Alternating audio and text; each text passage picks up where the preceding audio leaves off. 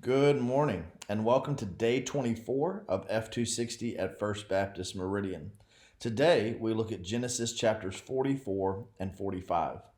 In yesterday's readings, things are starting to come full circle.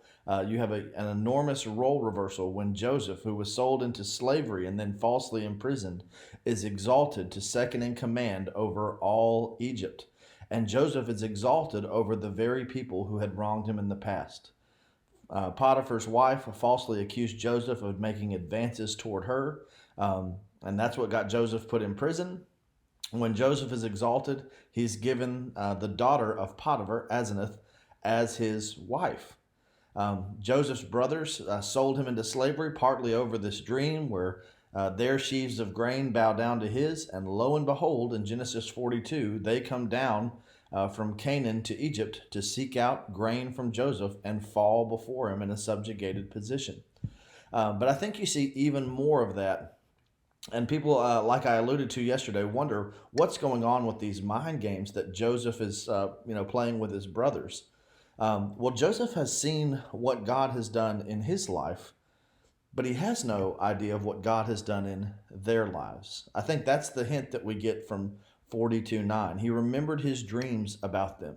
So he knows that if God had worked in some mysterious ways to exalt him, had God potentially worked in some mysterious ways to humble his brothers? And I think that's where Benjamin comes into the story. Remember, Benjamin is the other son that Jacob had with Rachel, his first wife. He is Benjamin, son of my right hand. And Joseph does not see Benjamin before him, so he might wonder, had they acted toward Benjamin the way that they had acted toward him? Or is the status of Benjamin indicative of how God has been working on his brothers in the meantime? So you have a lot of, mirror images. They voluntarily sent Joseph down to Egypt as a slave, but they didn't even bring Benjamin with him to guard and protect him their first trip down for grain. Whereas Joseph is wrongfully imprisoned when Potiphar's wife makes an accusation, Joseph bound Simeon on their first visit and holds him as a hostage, though probably a very well-treated hostage. When they do bring Benjamin back and present him before Joseph, notice how the food imagery comes back in. How does Joseph greet them? With a feast.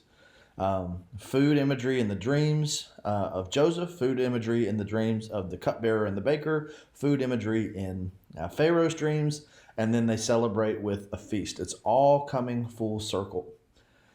And then after they buy the grain, Joseph once again has their silver put on top of their bags, but he adds a silver cup, his silver cup, to Benjamin's bag. And I think this is where we see everything come together. He has his people pursue his brothers, and when Benjamin is caught with the silver cup, Joseph says, "This one will be my slave." From selling a brother into slavery to having a brother potentially taken as a slave. And notice the about face in Joseph's brothers.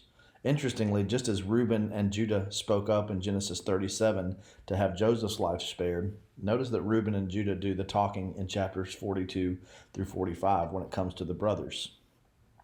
But when he's going to take Benjamin as his slave, notice what his brothers do and how they respond. They say, "Master, if you're going to keep him, take us as your slaves."